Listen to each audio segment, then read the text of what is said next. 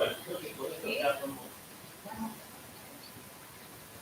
Bueno, tengo el honor de presentar a nuestro próximo disertante de ciclos seminarios. El tema de la presentación es efectos de confinamiento espacial en materiales porosos nanoestructurados. Bueno, ya se autopresentó prácticamente, ya lo conocemos. Voy a hacer una pequeña reseña de su trayectoria. Raúl Urzuarteaga es doctor en física, investigador, profesor titular en el Departamento de Química de la UNL, y actualmente es el director de la carrera de licenciatura en física que comparten la FIC y la Facultad de Ciencias Biológicas, de Bioquímica y Ciencias Biológicas. Bueno, gracias Silvia. Bueno, hoy un poco el título es efecto de confinamiento espacial en materiales. Que lo que está divertido siempre en los seminarios es que uno puede venir y traer cosas que están más o menos cerradas, pero otras que están en proceso de cerrarse. Entonces, me parece interesante los seminarios siempre como para traer cosas que podemos tratar de discutir entre todos y conversar. Así que, si tienen la sensación de que hay mucho de todo, están en emoción.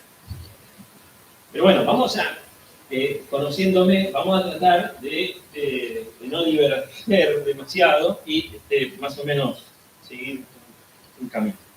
Entonces, bueno, ¿cuál es la motivación que está detrás de las cosas que voy a contar aquí? Y tiene que ver en su mayoría con, podríamos decir, inhibición capilar en materiales porosos.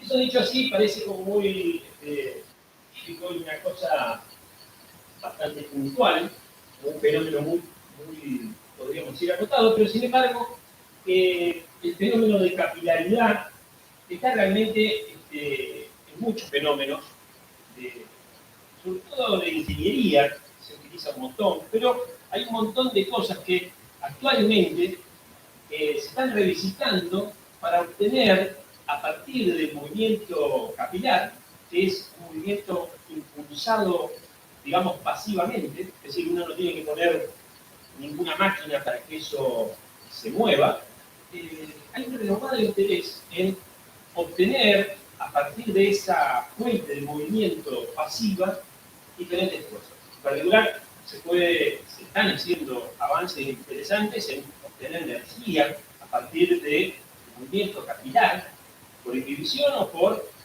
sea, el líquido mojando una estructura, pero también el líquido evaporándose de una estructura. Hay, o sea, fíjense que ya me salté el hecho de, por ejemplo, la extracción de petróleo, que debe ser una de las cosas que más dinero puede estar asociado a inhibición. No sé si es tan interesante per se, pero sí que da mucho dinero. O sea que, y de ahí hay un montón, digamos, solo por mencionar algunos, podemos tener movimiento de líquido en suelos, o secar algo con una servilleta. Hay un spam de cosas que involucran la capilaridad y que puede ser interesante para entender ese tema. Un poco como para decir. Bueno, acá me traje algunas imágenes de algunos trabajos que ya tienen sus años, donde la capilaridad gana nuevamente interés cuando las estructuras que se llenan capilarmente son muy pequeñas. ¿Sí? Entonces empiezan a aparecer efectos que antes no se veían y que están relacionados con el hecho de que el tubo capilar ya empieza a parecerse al tamaño de las cosas que se mueven. ¿No? Entonces, acá, bueno, hay un estudio donde se ve un poco el detalle de cómo está el tubo. Y aquí, por ejemplo, hay otro trabajo en donde podemos ver que una transición de fase de un cristal líquido puede empezar a redondearse, por decirlo de alguna manera, empiezan a tener tamaños parecidos a las. Entonces empiezan a aparecer fenómenos o estructuras, se pueden acomodar moléculas, se pueden mover de manera particular dentro de los tubos, y esto es el interés que tenemos. Una cosa que podemos, digamos, abordar es las técnicas que se utilizan para entender, ¿no? Que es una parte donde nosotros como grupo tenemos nuestro caballito de batalla y aportamos a estas técnicas, y por eso también me parece que es bueno hacer un pequeño repaso. Entonces, si uno quiere ver qué es lo que es una estructura nanoporosa, uno puede proceder, congela de alguna manera, rompe y mira con un microscopio, de una manera bien, vamos a decir, directa, pero muchas veces uno lo que le interesa es tener algo que nos permita medir mientras la inhibición ocurre, algo, digamos, no destructivo. Entonces, ese tipo de cosas existen, digamos, técnicas que, por ejemplo, son imágenes con neutrones, que atraviesan la estructura y uno puede, entre comillas, ver qué es lo que hay dentro. Hay otras técnicas que utilizan, como vemos acá, una balanza, entonces, de alguna manera miden cuánto líquido ingresa en la estructura porosa. Y hay otras técnicas más sofisticadas que requieren ya un sincrotrón para poder ver los rayos X del tamaño de la estructura que están interesando, pero que efectivamente existen y son muy buenas. También son difíciles de utilizar. No es fácil usar un sincrotrón para hacer experimentos. Como mínimo tenemos que tener un sincrotrón.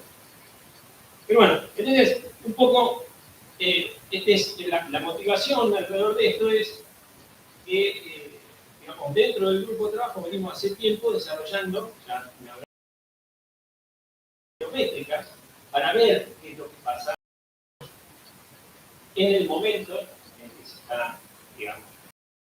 Entonces, ese es un poco el aporte que hacemos desde el grupo. Entonces, por otra parte, digamos, dentro de las estructuras nanoporosas existe una amplia familia de cosas nanoporosas. En particular, nosotros dentro del laboratorio somos capaces de fabricar tanto silicio poroso, que tiene este tipo de estructura, como alúmina porosa, que se ve más o menos de esa forma. Lo interesante de esta estructura es que se pueden fabricar de forma tal de regular el tamaño de los poros, y también somos capaces de manipular variar el tamaño de esa estructura. Bien, entonces, avancemos en entender cómo que domina el funcionado, digamos, capilar de una estructura, y de esa manera podemos entender por dónde podemos trabajar e investigar, ¿no?, sobre esto. Esto, digamos, es mecánica de fluidos de bajo Reynolds, entender cómo se llena un tubito muy pequeño de líquido por fuerza capilar. Entonces, la idea es que si el tubo tiene un radio muy pequeño, el tubo va a ser laminar, y entonces el tubo Poisson, que nos dice que el caudal, es decir, digamos, la velocidad a la que el líquido va a ingresar, fíjense acá lo que varía su diámetro. Es una de las hipótesis. Esta estructura porosa, si todos los poros son iguales, no se alcanza con estudiar un poro para entender cómo se va a hacer. Lo que pasa acá es que el caudal del líquido que entra va a ser la relación de la fuerza impulsora y la resistencia hidrodinámica que se opone al flujo de ese líquido. Entonces tenemos, esta es la resistencia hidrodinámica, descrita por esta integral que depende de una potencia muy alta del radio, una potencia la cuarta, que termina dando digamos, la resistencia hidrodinámica integrada fíjense que la integral va de 0 a L hasta donde está la posición del menisco. Acá aparece mu, que es la viscosidad hidráulica, que es proporcional efectivamente a la presión. Por otro lado, la presión es la presión capilar, y depende de otro parámetro del fluido, que es la tensión superficial, sigma, y el coseno de θ, que es el ángulo de contacto que tiene el fluido con la estructura. Entonces, poniendo todos estos puntos, podemos decir que podemos resolver un problema directo. ¿Qué sería resolver un problema directo? Bueno, conozco cuánto es el radio en función de la profundidad, conozco la morfología del poro, y con eso calculo cuál es la velocidad a la que avanza el menisco en función de la posición. Con esta velocidad podría, en todo caso, integrarla para saber cuál es la posición en función del tiempo. Es decir, la dinámica. Sí.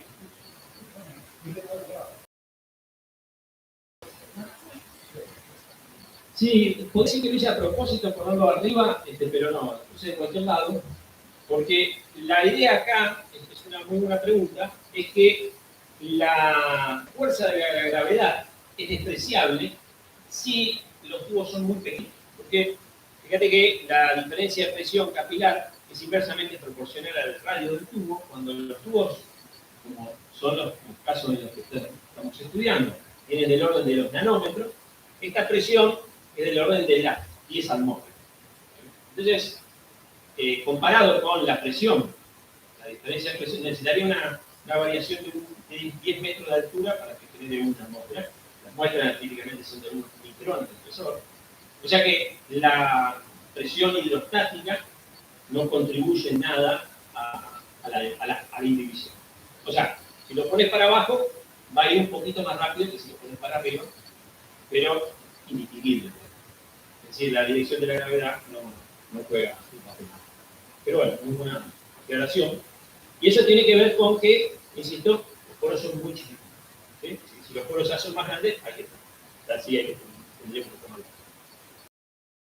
Decimos el problema directo va a estar dado por una parte que tiene que ver con el radio y otra parte que tiene que ver con este coeficiente alfa que contiene, de alguna manera, todos los parámetros que describen el fluido. ¿Sí? La tensión superficial, el ángulo y la reflexión. Y acá es interesante que recordemos esto, porque vamos a trabajar sobre esto, y es que el problema directo, o la dinámica de indivisión, digamos, cómo se moja una estructura porosa, depende de dos cosas. Una, de la morfología, y otra, de las propiedades del fluido. Y esto hago hincapié aquí porque, digamos, hay como dos líneas de trabajo en las que venimos trabajando desde hace tiempo, y es, por un lado, si conocemos qué fluido ponemos en la estructura, estamos interesados en ver, de obtener información de la morfología. Y por otra parte, al revés, si conocemos la morfología, tenemos la indivisión, queremos indagar sobre las propiedades del fluido.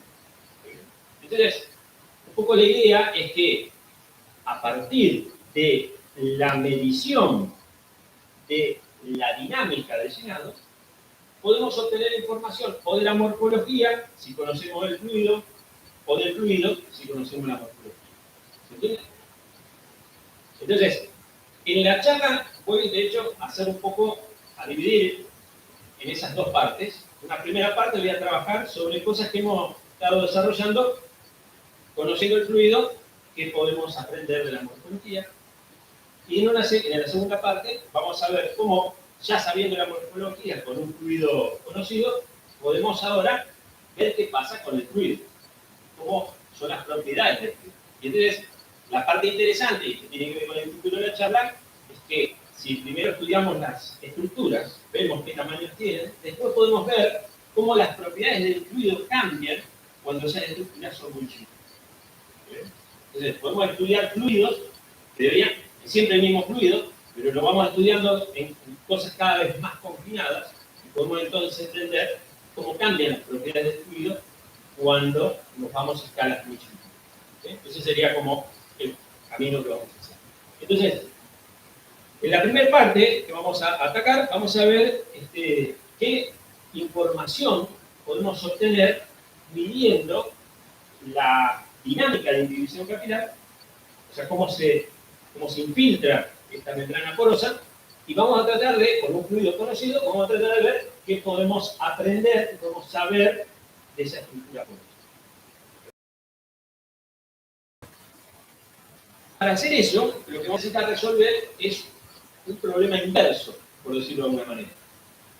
Es decir, si nosotros somos capaces de medir, al final de la charla vamos a hablar de cómo obtenemos esa velocidad dentro de la estructura, como decía, la adelantaba que era con técnicas interferométricas, pero por ahora pensemos que de manera podemos obtener la velocidad en función del tiempo de la posición. La pregunta es, si conozco las propiedades del fluido, puedo medir la velocidad. A partir de eso, ¿puedo obtener cuál es el radio? O sea, cuál es la morfología de la estructura porosa. ¿Se entiende? Sería el problema inverso. En vez de me dan el radio, puedo calcular la velocidad. Si me dan la velocidad, me interesaría poder calcular el radio. ¿Entiendes? Ese sería el problema inverso. Este problema ya lo hemos resuelto en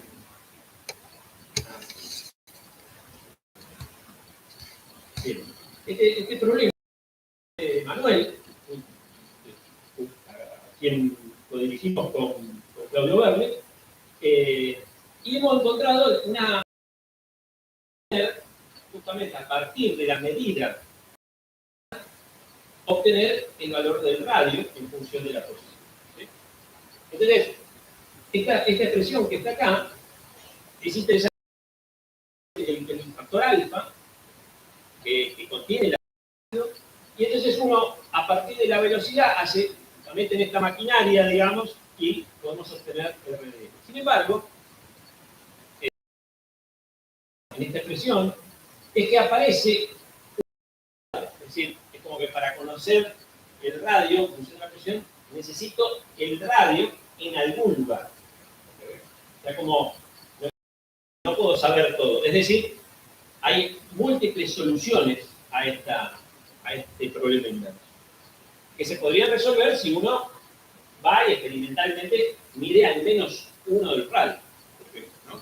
Pero si no tiene esa capacidad de medir, por ejemplo, el radio inicial o el radio final, digamos, uno podría, o en alguna posición cualquiera del poro, bastaría para resolver el problema. Pero si uno no lo puede medir, tiene que conformarse con que las soluciones son varias. Acá, por ejemplo, lo que tenemos es, este es un radio normalizado, acá en 1, esto sería como si fuera un tubo recto, de 0 a L, también la posición normalizada. Es decir, lo que estoy dibujando es simplemente la forma que tendría un tubo recto. Sin embargo, todas estas curvas que están acá serían tubos que tendrían exactamente la misma dinámica de inhibición capilar. Es decir, todos esos tubos con esas formas que están ahí, es bastante curioso, lo descubrimos, la verdad que lo tuvimos que chequear bastante porque es muy sorprendente. Pero todos esos tubos que están dibujados ahí se llenan a la misma velocidad. Producen exactamente la misma medida de la velocidad en función de la posición. Entonces, bueno, eso es un problema, pero en su momento con Manuel lo resolvimos a ese problema, o lo pudimos resolver, si agregamos información.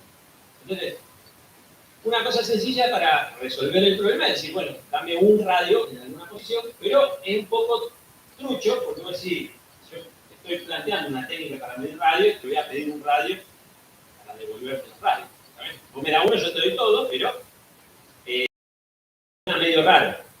Si yo te puedo dar una, ya los mido todos yo, déjame nomás.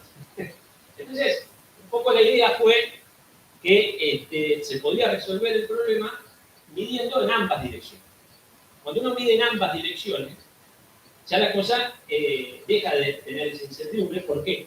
Porque la dinámica de llenado, por ejemplo, de este tubo recto, será una determinada dinámica de llenado, pero la de vuelta tendrá una forma que no va a coincidir con ninguna de las otras. Es decir, hay un solo tubo que produce la inhibición correcta en las dos direcciones. Entonces uno, sin tener que ir con un microscopio, lo que necesita ahora sí es poder medir la inhibición capilar en las dos direcciones Pero con esas dos medidas uno podría rescatar o obtener el radio completo de la posición. ¿Sí? Entonces, eso está muy bien, lo hemos aplicado, lo hemos usado para describir cómo varía suavemente el tamaño de poros de alúmina, por ejemplo. Eso ha resultado muy bien, hemos caracterizado estructuras de alúmina que tienen forma de cono o un perfil variable. Y también lo hemos utilizado, a ver, esto se puede aplicar para cualquier capilar que verifique las hipótesis. O sea, si es suficientemente pequeño, donde la gravedad no juega un papel, o bien está horizontal, tampoco jugaría un papel, este procedimiento funciona. Y lo hemos usado también en silicio poroso, pero en capas relativamente homogéneas. Ahora, digamos, lo nuevo que hemos estado trabajando, y que un poco vengo a contarles dónde estamos en esa línea de trabajo, es tratar de ampliar estos sistemas que podemos estudiar. ¿Sí? Acá lo tenemos sentado a Valentín, de Valentín Gómez, ya con el mate, envidia me da. Bueno, Valentín empezó una práctica extracurricular a principios de este año conmigo, y nos hemos puesto a trabajar, vamos a decir, en lo que sería la continuación del trabajo que hicimos con Emanuel, que un poco es ampliar este sistema a sistemas que pueden ser más interesantes. Entonces, ¿qué nos motiva? Que bueno, que en silicio poroso, por ejemplo, muchas veces nosotros fabricamos capas en las cuales la porosidad va cambiando. Acá, fíjense, la escala es de 100 nanómetros. Son estructuras muy pequeñas. Medio son como dendríticas, y acá se puede adivinar tal vez un poro, o algo que se parece a un poro, pero acá es como que cambia de radio, pero también, ¿no?, es difícil pensar en un radio de poro continuo y único. Por otro lado, otro tipo de estructuras que hemos fabricado acá, la verdad que me di el gusto de poner esta foto acá. Esta es una estructura que fabricamos con Luisina, con Luisa también. Es una estructura híbrida. O sea, la alúmina porosa no tendría ningún problema porque son poros individuales. O sea que el modelo anterior anda perfecto. Pero, fíjense, esto es una capita de silicio poroso que está sostenida arriba de una capita de alúmina, y acá hay otra capita de silicio poroso. Este está buenísimo porque, fíjense, acá estos 4 micrones. ¿Está bien? Entonces, está muy bueno porque esto se tuvieron que fabricar las capas individuales. La más gruesa, que es de alúmina, tenía 10 micrones. Entonces, a una capa de 10 micrones, la chica, le ponían una capa arriba de 2 micrones, le daban vuelta y le ponían una capa arriba de otros 2 micrones. ¿Cómo lo hicieron? No sé, después le preguntan a ella en todo caso, pero la foto quedó buena. En cualquier caso, lo interesante para este seminario es que los poros que están acá cambian respecto de los poros que vienen ahí. Ya no podemos considerarlo como si fuera un único poro que solamente cambia el tamaño. Entonces, lo que encaramos con, digamos, en este trabajo es, bueno, digamos que tenemos canales abiertos de sección variable todavía, pero ahora ponemos que el número de poros puede ser variable. Es decir, acá hay un esquemita de una especie de dibujo que podríamos plantear, ¿no? Es decir, tenemos un radio variable, pero de pronto lo que son 3 tubos podrían pasar a ser 1, o luego podrían pasar a ser 2 tubos. Es como un sistema que nos permite modelar tubos interconectados, ¿sí?, que ya se empieza a parecer un poco más a lo que vemos cuando vemos estructuras porosas como la del silicio poroso, o papel, o suelo. ¿Sí? De nuevo, no, es como la vaca esférica que va empezando a sacar patitas, ¿viste? De a poquito va empezando a tomar forma de vaca. ¿Sí? Entonces, todavía no es una vaca, pero se va empezando a parecer. Claro. Bueno, yo no digo que veo ahí porque no quedaría bien.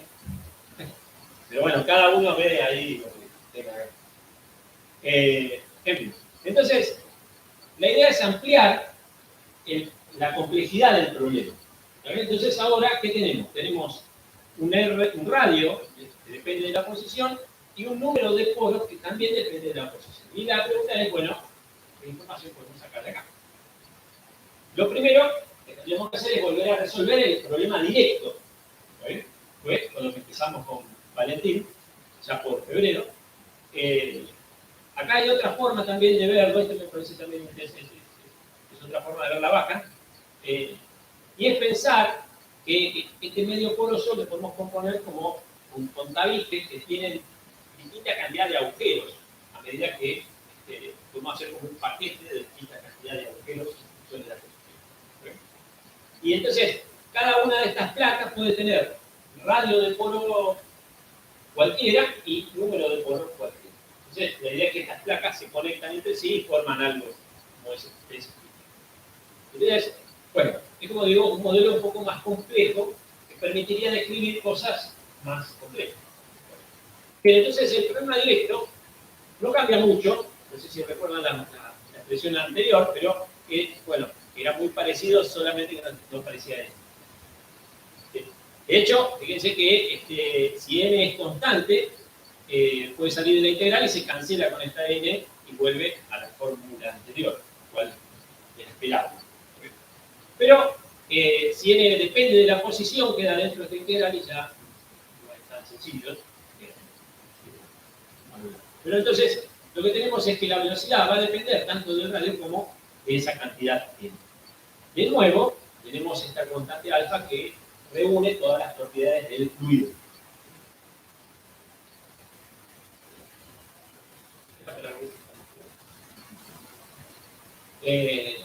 Cada tanto hay que poner algo así de fluido, pero bueno. Entonces tenemos de nuevo la morfología y de nuevo las propiedades del fluido en el problema directo. Entonces, bueno, la cuestión es que podemos empezar ahora a jugar con esta nueva herramienta, es decir, puse algún ejemplo como para tener alguna idea de qué da esto. Entonces, acá por ejemplo, pongo un radio que depende senoidalmente de la profundidad y un n de x que también varía con la profundidad.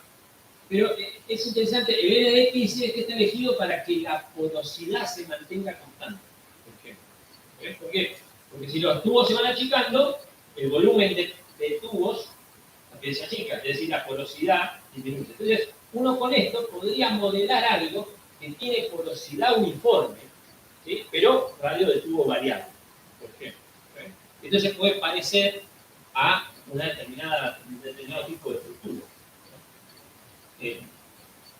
Bien.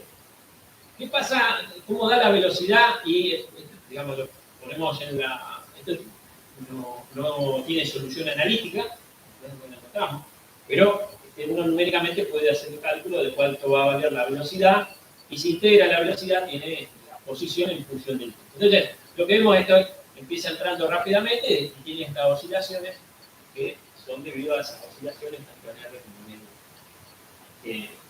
Es interesante, si el tubo es recto, esto da una raíz cuadrada, o sea que esto no está muy lejos de un tubo recto, digamos. Un tubo recto, pero con pequeñas perturbaciones. Ahora bien, este problema directo también lo pudimos aplicar a estudiar un medio poroso donde teníamos un cambio de las propiedades. Entonces, cómo fabricamos algo que cambiaba. Y lo que hicimos fue una bicapa, o sea, una capa de silicio poroso que de pronto cambiaba a otro tipo de poroso. ¿Sí? O sea, es muy sencillo el silicio. La multicapa. La idea es que pusimos esa capa y medimos. Acá esto voy a ir muy rápido, después en todo caso lo voy a volver a retomar a este método más. Pero básicamente tenemos un medio óptico que nos permite obtener la posición en función del tiempo dentro de esa bicapa. ¿Está bien? Y acá, por ejemplo, traje, siempre uno trae una muestra que los datos experimentales en azul y en rojo son la posición acá, ¿no? De alguna manera, en realidad, el volumen de líquido que entró en función del tiempo, pero está asociado a la posición. en función del tiempo. El azul es llenándose la capa, la bicapa porosa de un lado y la otra es llenándose en la otra dirección. ¿Okay? Que son dos problemas directos que yo puedo resolver. Y entonces lo que está puesto acá como líneas son ajustes. Fuimos probando que este tipo de oscilación periódica del radio produce ese tipo de llenado. Es como, hasta acá es como un ajuste. Tengo los datos y voy probando qué variaciones de poro son las adecuadas para producir esa dinámica. Lo interesante es que el ajuste, o sea, uno diciendo cuál es la estructura porosa de cada capa, puede calcular tanto la ida como la vuelta. Entonces, el ajuste está bastante bien acá no tan bien, pero bueno. Es interesante también que veamos que el llenado no es simétrico. O sea, si empiezo por una capa que tiene baja, digamos, tamaño de poro grande y después chico, se llena mucho más rápido que si arranco con el poro chico y después termino con el grande. Es el famoso cuello de botella, literalmente. Si yo paso por una estrangulación, después viaja muy lento, y en cambio si la estrangulación la dejo al final, se llena más rápido. Entonces, ¿cómo atacamos el problema inverso de esto? Porque, digamos, hasta aquí fue solamente el problema directo, es decir, probar con el problema directo para ver qué da.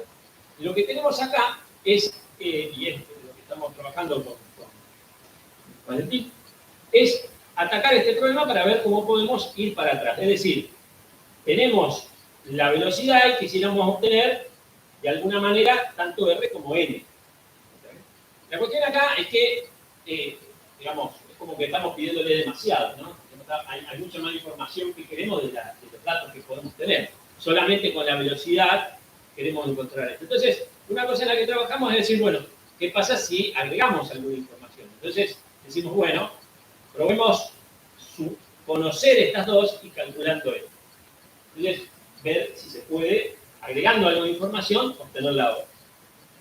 Y esto tuvo solución. El problema, esto, digamos, conozco esto y quiero encontrar esto. Esto se parece también a la que encontramos con Emanuel. Si uno acá pone n constante, deberíamos recuperar la que encontramos con Emanuel. ¿Sí? Efectivamente ocurre, por suerte. Y esto nos permite entonces resolver R, pero necesitamos n. ¿Está bien? También tiene múltiples soluciones esta solución y necesitamos de alguna manera decir cuánto vale R en alguna posición para poder encontrar el R. Todo esto está también determinado por un n en algún lugar, pero bueno, n recuerden que tiene que ver con el tamaño de la estructura, así que no es una variable relevante. Es decir, un poco más tubos, pero todos iguales, la cosa. Es decir, la información es a menos de una constante. O sea que tampoco eso representa un problema. Sí, necesitamos conocer el dato. También podemos hacer al revés y decir, bueno, ¿qué pasa si conocemos R y U y queremos obtener N?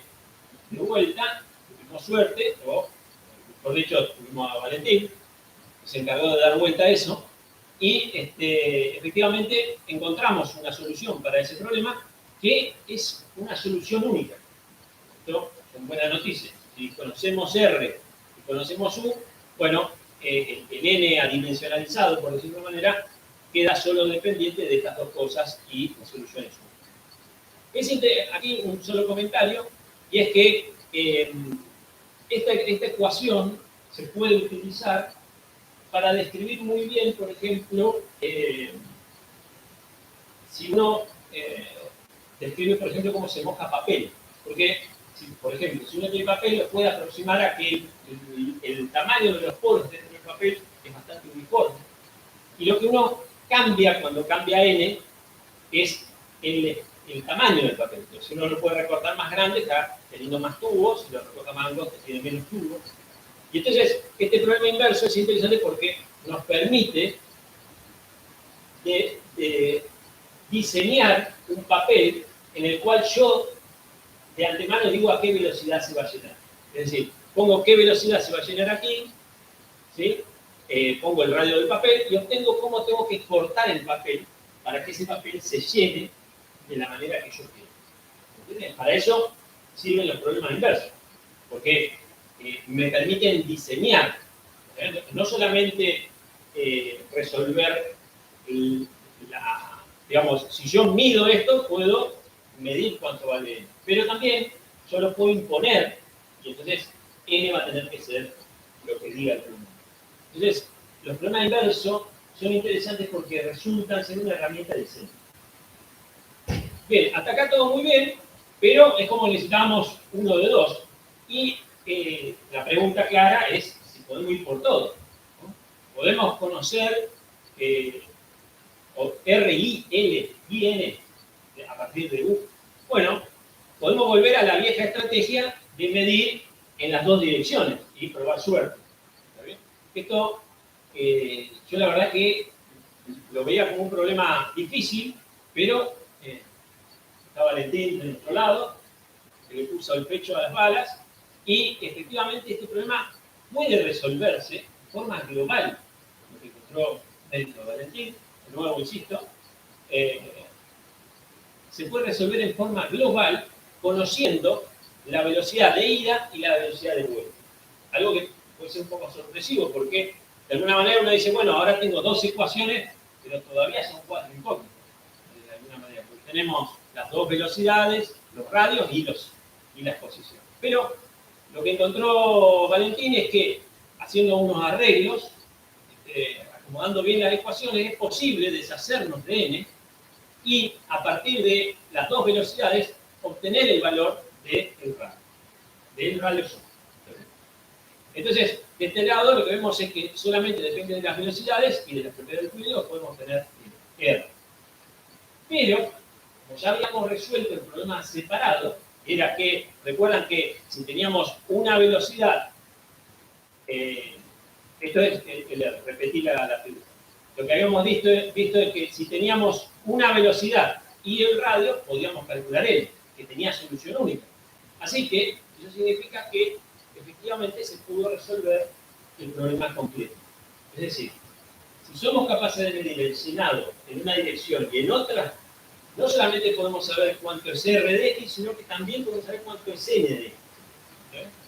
O sea, se pudo resolver el problema inverso completo. Esto recién, digamos, es como tenemos el nuevo bebé ahí empezarle a sacar el jugo, pero acá, un poco resumiendo, decimos, bueno, conociendo la dinámica llenada en una dirección, podemos hacer así o así, es decir, depende de que sepamos, y obtenemos la otra. Y si tenemos la medida en las dos direcciones, tenemos todo. Podemos medir, podemos obtener tanto R como N. Siempre, estas son las propiedades del fluido, y acá hay como un pequeño ejemplo de cómo se podría utilizar esto, y es, bueno, ahora tenemos un problema inverso resuelto, podemos plantear algo como para diseñar lo que queremos. ¿Está bien? Entonces, fíjense que acá, entonces, que de alguna manera, vuelvo un poquito para atrás y decimos, bueno, por ejemplo, el radio va a depender solo de las velocidades. Ahora, si yo quiero que las velocidades de llenado sean unas velocidades que a mí se me ocurren, de ida y de vuelta, puedo entonces poner este radio y poner este n para que eso ocurra. ¿Entiendes? Ese sería el diseño racional. Entonces, acá lo que hicimos fue poner que el flujo sea constante en una dirección, es decir, que se mueva con caudal constante en una dirección, que es bastante raro, porque en general siempre se mueve rápido al principio y más lento al final. Eso es lo que hace un tubo recto. Y además le pusimos que el caudal vaya disminuyendo en forma lineal para el otro lado. Esto lo meten en el problema inverso y te sale cómo tenés que fabricar esta estructura. Te dice cómo tiene que ser el radio, que tiene que ir achicándose hacia allá, y cómo tiene que ser el número de tubos, o la porosidad en este caso, que están relacionadas en la otra dirección. Entonces tiene que, para lograr eso, el número de tubos tiene que ir aumentando y el radio de los tubos tiene que ir aumentando. Acá No voy a entrar en los detalles, pero no es que uno puede poner cualquier caudal, ¿está bien? Puede hacer cualquier cosa. Hay limitaciones acá con este signo menos de que no te tenga que dar radios negativos, ¿sabes? Para que el problema tenga. O sea que, digamos, no es que podemos hacer todo, pero se puede hacer mucho. Bien, entonces, me gasté todo el seminario en hablar de esto. Sí, total me queda un minuto. Pero, no, sabía que me iba a llevar mucho, pero no quería, como el título era esto, ¿no? Respecto del confinamiento.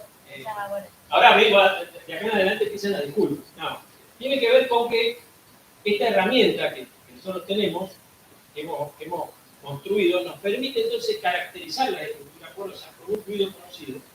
Entonces podemos poner un fluido conocido, hacemos el problema inverso y recuperamos cómo está hecha la estructura.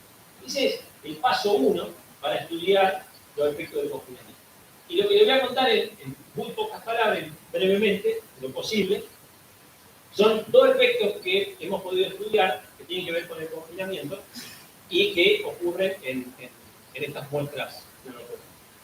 Uno tiene que ver con un trabajo que hicimos en colaboración con gente del Instituto de Materiales y Rayos X en Hamburgo, con el cual ya venimos trabajando hace un tiempo, y de hecho este trabajo se parece en la mecánica operatoria a uno que ya conté en algún seminario aquí, que tiene que ver con cómo podemos obtener información a partir de una medida interferométrica de una capa de silicio poroso uniforme y luego una microcavidad al final. Entonces, esta forma de generar esta estructura nos permite, midiendo con un interferómetro, que está acá, es una fuente de luz que nos permite medir la reflectancia, y entonces podemos obtener la posición en función del tiempo dentro de esta estructura. Lo interesante es que esta estructura primero la podemos analizar con un fluido simple, conocido, y eso, con el problema inverso que tenemos, permite caracterizar la estructura. Una vez caracterizada la estructura, podemos poner un fluido que queremos estudiar en condiciones de confinamiento. Un fluido simple sería un fluido que sea mucho más chiquitito que las estructuras. Entonces, el trabajo que hicimos acá fue estudiar la indivisión. Acá, esto lo voy a pasar muy rápido, que tiene que ver con el método óptico para obtener la evolución dentro de la estructura, que es básicamente un interferómetro, pero lo que quería mostrar acá es este es el espectrómetro que tienen en Alemania, que el nuestro llega hasta 1000, el de ellos llega a 1600, entonces está muy bueno porque se puede obtener más información en esta parte de la curva. Esto es la reflectancia en color en función del tiempo, está la longitud. Lo que estudiamos fueron unos oligostirenos que tenían distintos tamaños, distintos largos de cadena, y entonces lo que medíamos a partir de estas medidas interferométricas, no voy en detalle, pero la idea es que podemos obtener cómo se mueve dentro de la estructura, que avanza prácticamente como una raíz cuadrada en esta parte, ¿sí? Pero además, en la microcavidad, esta parte que está acá, nos da información de cómo llega el fluido a la estructura, es decir, la forma en la que llega el frente de avance. ¿Está bien? Con esta información, básicamente pudimos comparar la viscosidad aparente que tiene el fluido dentro de estos poros, comparada con la que tiene en palma. ¿Está bien? Y lo que encontramos, se lo cuento muy brevemente, pero lo que encontramos es que efectivamente, acá no se alcanza mucho a notar, pero la idea es que en los poros se genera una capa, aparentemente estaría todo estaría indicando que esa sería la razón, de que la viscosidad de estos fluidos en estructura porosa aumenta unas 6 veces para el estireno de 2 monómeros y unas 11 veces para el de 5. Es como si fuera más viscoso cuando la estructura es pequeña. Y esos resultados son consistentes con el hecho de que se forma una pequeña capa adherida a la superficie de 0,9 nanómetros aproximadamente, un poquito varía de un polímero al otro, que estaría como restringiendo el paso del fluido. Es decir, estos oligostirinos siempre se pegan en las paredes de las cosas por las que circulan, pero en un tubo de 1 metro, si hay una molécula menos de diámetro, no importa. El fluido viaja con la misma viscosidad aparente. Pero cuando los tubos empiezan a tener tamaños comparables al tamaño de la molécula, empieza a pasar cada vez más lento. Entonces uno mide como si fuera una viscosidad más alta.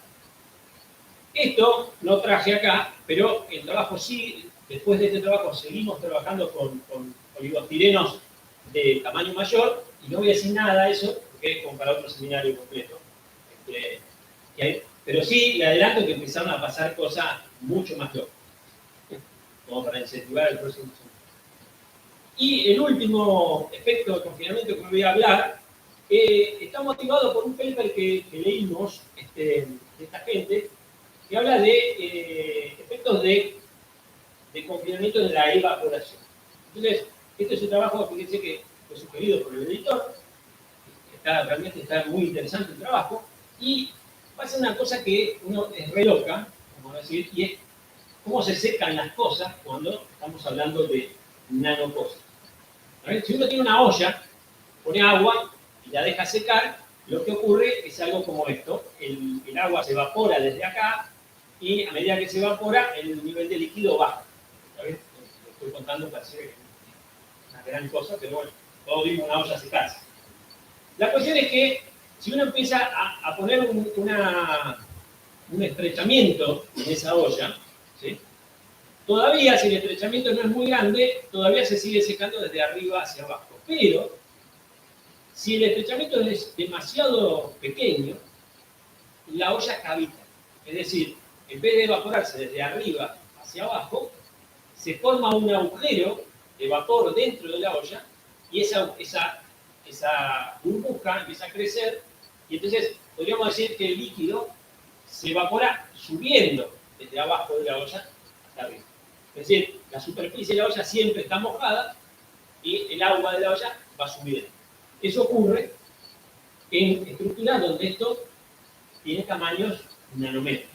Entonces, el trabajo que hicieron fue con alúmina porosa, arrancaron con poros que tenían del orden de 50 nanómetros, y iban evaporando cosas hasta que esto se iba como construyendo, y medían, mediante, digamos, isotermas de presión, cómo se iba secando esto, y lo que encontraron es que en un momento dado, si esto era suficientemente angosto, en vez de evaporarse de esta manera, la presión bajaba mucho hasta que de pronto cavitaba y entonces se secaba de esa manera.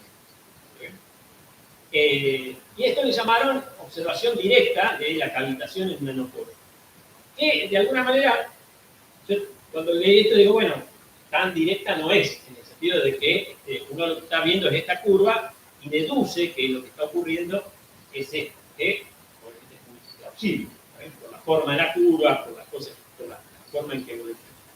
Sin embargo, en el laboratorio nosotros dijimos, bueno, que nosotros tenemos forma de ver, entre comillas, un poco más directamente esto, y es, utilizando el método que conocemos, fabricamos una capa ahora de silicio poroso, que tiene 2 porosidades del tamaño del poro del tinto. ¿Sí? Esto acá es un pequeño sello de un polímero para restringir la zona en donde se va a secar, pero esto no es, digamos, no confundan, esto tiene 1 milímetro de diámetro, ¿no? Es para definir la gota en donde queda. Pero esta estructura porosa, tenemos 2, una arriba y una abajo, que tienen tamaño de poro que nosotros podemos regular fácilmente del tamaño de esa estructura, y podemos poner la de poro grande arriba, o la podemos poner abajo, podemos dar vueltas. Entonces, ¿qué hicimos? Usamos el microscopio para, al mismo tiempo, ver el espectro de interferencia y además la forma de la gota. Es decir, vamos a hacer como una especie de video de cómo se seca, pero al mismo tiempo, en un punto, medíamos con un espectrómetro, digamos, el espectro reflectante. No lo dije porque no hice tiempo, pero con el espectro de reflectancia, nosotros somos capaces de medir cuánto se vacía cada una de las capas.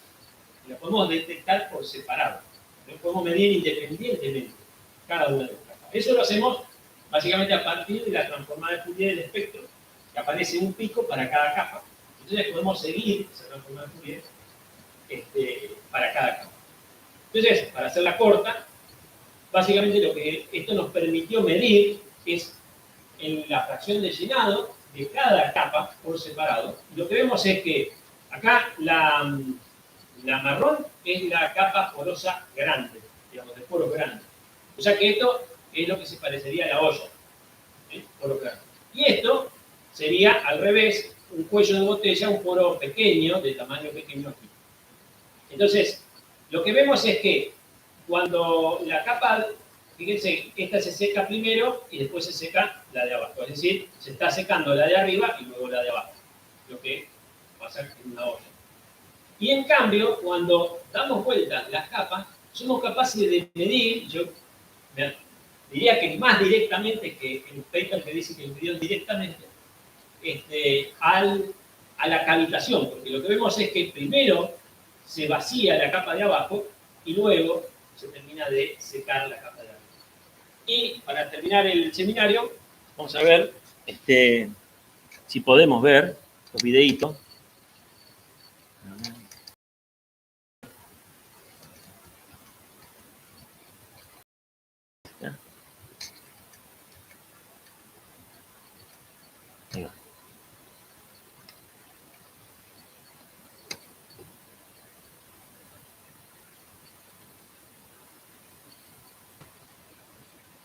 Bueno, fíjense, lo que estábamos midiendo en un punto, más o menos por acá, estábamos midiendo el espectrómetro, la señal que le mandaba, que le decía, y acá se van a repetir los videos, así que el resto ya se pueden ir. ¿Está bien? Pero la idea es que vamos a ver dos videos. El primero dice no cavita y tiene la capa tipo olla. Y lo que vemos es que con el microscopio y el filtro de interferencia, que no alcancé a mencionar antes, lo que obtenemos es una imagen que nos da una idea del espesor o la cantidad de líquido que hay en cada lugar, en cada instante. Entonces, lo que vemos es que, vamos de a poco, capaz que esperamos a que termine de cavitar y después vemos el otro. Pero fíjense, lo que vemos son anillos que en este caso, cuando cavita, se van hacia el centro. Y cuando no cavita, se van hacia afuera. Para que no se confunda, cuando arranca el video hay como una cosa rara, que es el líquido que está todavía por sobre la capa, que primero, eso que vemos ahí es el líquido que primero se remueve, se quita ese líquido y de ahí se empieza a evaporar la capa, pero sin líquido encima. O sea que uno tendría que empezar a arrancar a ver desde el momento en que se van esas cosas. Desde ahí en adelante, fíjense, cuando cavita, lo que vemos es que el espesor es más o menos constante y de pronto vemos que estas líneas se acercan a ese punto. ¿Está bien? Es decir, el último lugar donde se seca es ahí. Y en cambio, cuando no cavita, hace exactamente al revés. Es decir, los anillos salen del centro y se mueven hacia afuera. Entonces, esto es interesante porque no solamente nos permitió ver con el espectrómetro en un lugar que la cosa se está produciendo al revés, sino que además vemos esta dinámica que tiene que ver con ya una dinámica 2D, que depende de cómo se termina de evaporar. Y es interesante porque acá, bueno, una analogía que decíamos es, ¿qué pasa con el tipo olla? Cuando el tipo olla, el líquido va saliendo desde el centro, donde es más propenso a tener una forma más fácil de evaporarse, digamos, está más alejado de los bordes que puede tener. Claro, porque imagínense que tiene el reborde del plástico que lo sella y básicamente uno está evaporando desde ahí. Es como una olla que se va evaporando y el vapor se va yendo desde la olla. Entonces, el líquido sale principalmente del centro. Uno de lo que espera es que el líquido que se extraiga salga preferencialmente del centro. Y como una olla, básicamente, al salir del centro, se va vaciando el centro de la olla y luego quedan los bordes de la olla con líquido hasta que termina de irse. Cuando cavita, pasa una cosa muy rara, y es, me gustó la analogía de Luisa, que decía que es como que uno también saca del centro las moléculas, principalmente, porque eso depende del exterior, no del interior. Entonces, remueve más moléculas del centro, pero lo hace como si estuviera sacando una sábana. ¿Está bien? Entonces, como habita en el sentido de no es posible sacar la molécula porque están en esos tubos muy pequeños, el líquido es como que queda atado, ¿sí? Por tensión, o sea, uno tiene una presión negativa ahí, pero no es tan negativa como para hacer una burbuja en el polo pequeño, y esa es la clave de por qué habita. Entonces, es como que uno está retirando las moléculas como si fuera una sábana, y las moléculas se agarran entre ellas, no se desprenden, sino que tiran y terminan saliendo del borde de la cama. Entonces, la sábana va secándose primero el borde de la cama y después terminamos de sacar las moléculas. Bien, insisto. Muchas gracias. Bueno, gracias, Pepe. Interesante. Bueno, tenemos todavía unos minutos para preguntas. Si hay algún interesado en hacer preguntas, ¿sí? En la parte en la que pone la evaluación histórica de varios números evaluaciones históricas. Sí, sí. Claro, para el problema directo, acá lo puse para agradecer al GESAM, que es el grupo de Santa Cecilia Microfluídica. Hay varias acá personas. Mirá, ahí no sé qué haces ahí. No. Te distraste ahí. Bien ahí. Bueno, vamos al problema. Cuando yo mencioné el ajuste en esas curvas, lo que estábamos modelando es efectivamente usamos un modelo de tubo periódicamente constricto, que sería, generalmente varía el radio, ahí. Entonces, uno tiene que modelar eso con un radio mínimo y un radio máximo, con dos parámetros libres, digamos. Y entonces, los parámetros libres que determinaban la porosidad del silicio, uno la puede medir de forma independiente, digamos. Medir la porosidad es una cosa macroscópica de la muestra, entonces, de alguna manera uno ya puede tener una idea de cuál es la porosidad. Y entonces lo que queda para hacer este ajuste son los radios mínimo y máximo de los polos que componen la estructura de cada capa. ¿Sí? O sea que terminarían siendo 4 parámetros libres. Entonces, bueno, el ajuste es muy bueno y ahora uno dice, bueno, y esos parámetros, esos radios que uno tiene son consistentes con el FEMETO. Bueno, lo que pasa es que cuando uno hace este ajuste, no entré en los detalles, pero hay múltiples ajustes que son igualmente buenos. Es como hay múltiples soluciones al problema. Entonces, uno tiene que introducir algo más para poder terminar de saber cuáles son esos radios de esas capas. Y lo que hicimos fue, luego relativamente bien, bastante bien, es oxidarlas a las capas. O sea, a la bicapa la oxidamos a la misma temperatura. Entonces, la idea es que cuando se oxida crece una capa de óxido que reduce el radio, y la idea es que reduce el radio en todos lados igual. Entonces, la idea es que uno al oxidar está variando los 4 radios en una cantidad inicialmente desconocida, pero igual en los 4. Entonces, no lo puse acá, pero hay otras 2 curvas más después de oxidar, entonces eso limita la cantidad de posibilidades de radio. Es decir, no salió tan fácil el ajuste, pero sí que pudimos obtener la información de los radios. Pero esto, digamos, a mí preparando el seminario me confundí, así que imagínate, tratar de contar esto es desafiante. ¿Por qué? Porque esto todavía es el problema directo. ¿Sabes? Es decir, tenemos los datos y nosotros ponemos los radios y vemos cuánto da. El desafío es hacer el inverso, es decir, bueno, ahí tenés los radios, ahí tenés la evolución, poner la maquinaria y devolverle los radios. ¿Sabes? Ese sería el desafío.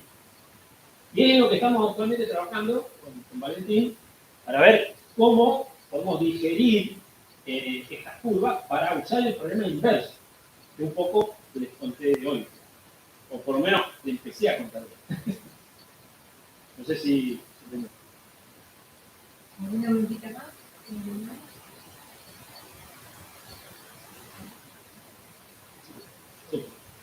de gravitación. Sí, está súper entretenido. ¿Puede hacer una simulación con dinámica molecular? Y la verdad que sí, sería muy interesante combinarlo con dinámica molecular. Seguramente va a ser muy desafiante también, porque el proceso de evaporación necesariamente requiere modelar el entorno. O sea que depende de la geometría, digamos, ¿no?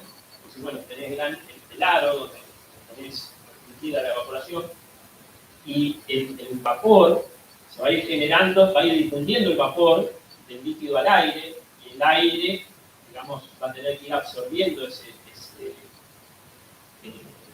líquido, digamos, transformado en vapor y, digamos, tenés que modelar el proceso difusivo en 2D para poder reproducir esos videos. Todavía creo que es interesante que decir, bueno, más allá de reproducir el fenómeno en 2D para entender esos anillos, va a ser muy difícil, digamos, pero es muy interesante, todavía uno, midiendo en el centro, todavía está viendo básicamente lo que está pasando en profundidad con el espectro. Entonces, todavía uno podría tratar de acotar la simulación a una estructura pequeña en el centro de ese círculo. O sea, ya la dinámica esta de la sábana yo creo que es súper difícil de recuperar con dinámica molecular porque hay que modelarlo todo. Pero sí me parece que sería plausible recuperar el hecho de que se seca primero la de abajo y luego la de arriba. De hecho, no sé si se asegura que hay este experimento es de 20, digamos.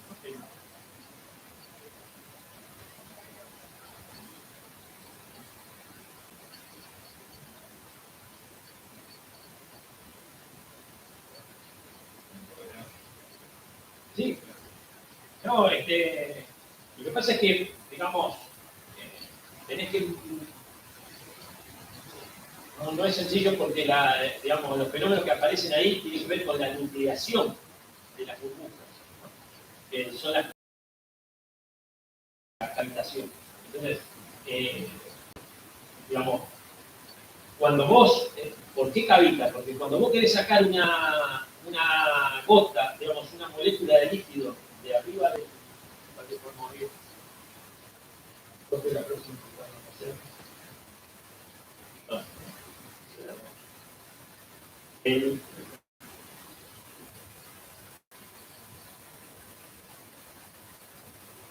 dibujito este está muy bueno. Cuando yo quiero sacar una molécula de aquí, el tema es que se genera un menisco, una curvatura. Yo empiezo a sacar líquido y bueno, se empieza a vaciar. Pero eso empieza a generar una curvatura y esa curvatura depende del tamaño del poro. Entonces, lo que ocurre es que yo para bajar por ese poro tendría que, digamos, un poco hacer esto, lograr y bajando. Ahora, el salto de presión es proporcional a la curvatura, al radio de curvatura de eso. Entonces, ¿eso qué quiere decir? Que yo tengo que bajar mucho la presión dentro de la olla, ¿sí? Para poder sacar las moléculas que están en la parte de acá arriba.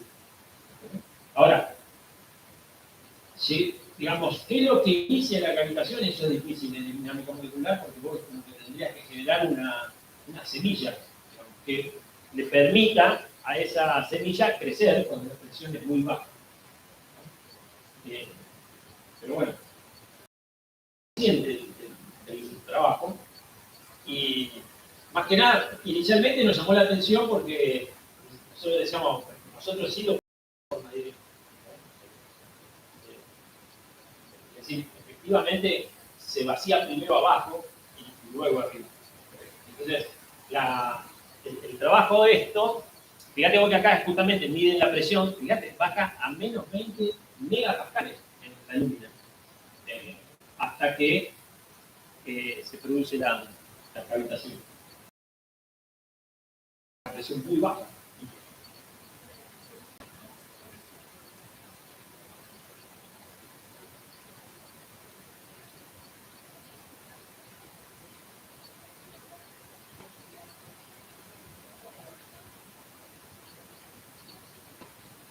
Fíjense que este tema en realidad está muy conectado con algo que no sé si alguna vez lo pensaron, que es por qué los árboles miden más de 10 metros, ¿no? Pueden alcanzar más de 10 metros de altura. Y tiene que ver con esto. O sea, ¿por qué habría un problema a los 10 metros? A los 10 metros de altura, una columna de líquido alcanza la presión de una atmósfera. Bien, en cavitación tradicional, digamos, o nucleación, si bajás la presión en una olla, si vos bajás la presión por debajo de una atmósfera, cavita. Pero claro, o un poquito más de una atmósfera, ¿no? Necesitas como un poquito más para que en algún lugar inicie una cavitación y básicamente empieza a hervir la olla, esa sería la forma de visualizarlo. Si yo bajo la presión por debajo de una atmósfera. Entonces, ¿qué ocurre? Cuando la olla empieza a ser pequeña, esa presión, yo tengo que ir un poco más de una atmósfera, empieza a ser cada vez más grande. Y es un poco lo que permite que, digamos, haya árboles de 100 metros de altura, es decir, 10 atmósferas se pueden. O sea, cuando se evapora una molécula de agua en la hoja del árbol, hace este efecto sábana y tira de la molécula de agua que está en la tierra. ¿Se entiende? Porque si cavitara, se quedaría vacío en el medio del árbol, se caería en el medio. El agua se evaporaría en la hoja y nos quedaría una parte de árbol seco. Entonces, el árbol necesita poder traccionar el líquido a partir, digamos, la molécula de agua en la hoja tiene que estar agarrada de la manito, toda la fila, hasta la última molécula debajo del suelo, para poder traccionar el líquido. O sea que este fenómeno, que de alguna manera, vos fíjate, 2020, y son los primeros experimentos que dicen, bueno, la cavita y está la discusión cuál es la presión, si está de acuerdo con lo que esperábamos, etc. Pero un poco la explicación de por qué no cavita un árbol es que el árbol está lleno de tubitos que son de tamaño nanométrico, entonces no, de alguna manera eso limita la posibilidad de que aparezca la primera burbuja. Sería esa la explicación. Pero está todo todavía muy dicho en palabras, más que concretamente con simulaciones o una teoría que lo respalde. Y bueno, es un tema que es llamativo. Bueno, agradecemos entonces mucho. Un gusto, su seminario de educación.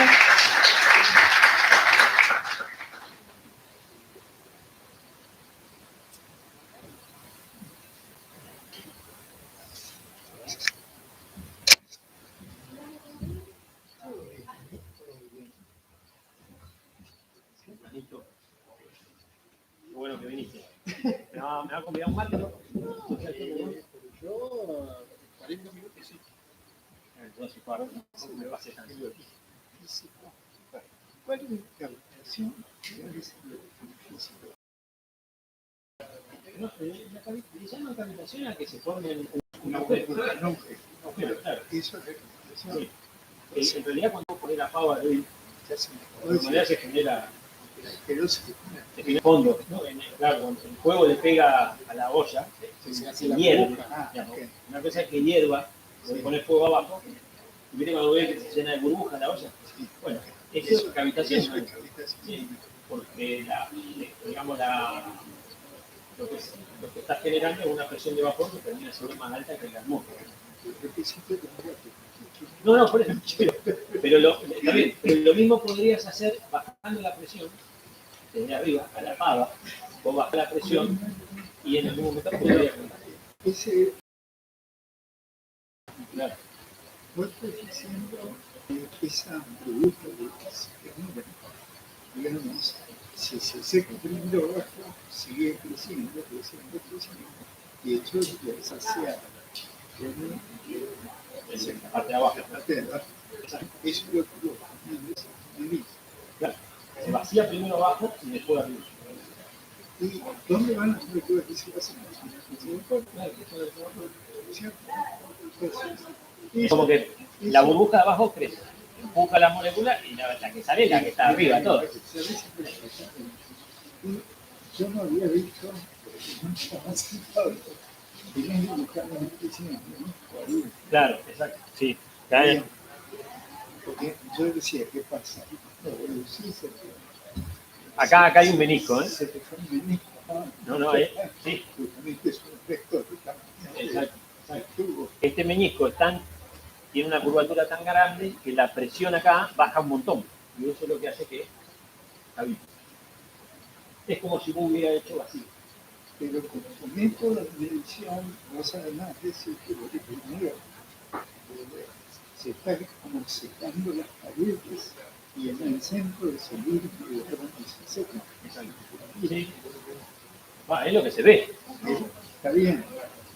O sea, no podemos reinterpretar el experimento. Pero este dice no cavita, ¿ves? ¿Cómo? La dirección del polo es Esa perpendicular a la pantalla. Estamos viendo desde arriba, digamos. Esta es la que cavita, ¿ves? Entonces, vos ves que se empieza a secar, ¿ves? Se termina de sacar el cilindro de agua y los anillos salen hacia el centro. Y termina secándose ahí. ¿Y por qué ese punto particular y no? Por la geometría no es perfecto. Debería ser el centro. Digamos, probablemente sí, porque no es geométricamente, no es perfecto. No le estás poniendo calor ahí. No, al aire queda. Vete, quedó mejor cortada el agujero en la muestra, queda más circular y quedó más simétrico. La otra quedó, porque sellamos con un polímero y ese polímero cuando se derrite queda perfectamente circular. Lo que estás viendo es un Aquí está la forma, perdón, ¿eh? No es circular la forma. Entonces tampoco pegaría que... No, millones de agujeros son. Esto tiene 1 milímetro más o menos de tamaño. Claro, el experimento esto tiene 1 milímetro de tamaño, no lo alcancé a decir. Lo que vemos esto estas son las franjas de interferencia que se producen. Entonces nos da la idea de la cantidad de líquido que hay. Entonces, el hecho de que... Pero lo que es bien evidente es la dirección de la franja. A dónde termina el líquido y dónde se va. Sí, desde afuera hacia adentro. Exacto. El que cavita va desde afuera hacia adentro y el que no cavita... a presión y temperatura ambiente. Sí. ¿No has probado que flujo, No. hacerlo vacío? No, porque ya este experimento... No, cambiaría la velocidad nomás, no esperaríamos que cambie mucho. Fíjate vos que el experimento es medio complicado porque... Esta es la tecnología que hay en la remera, esas cosas que te secan la... Bueno, es que justamente lo que es muy interesante es que no lo mencioné tampoco, una vez el problema de los seminarios, ¿viste? Uno quiere meter demasiadas cosas, pero regular, elegir la forma en que vos ponés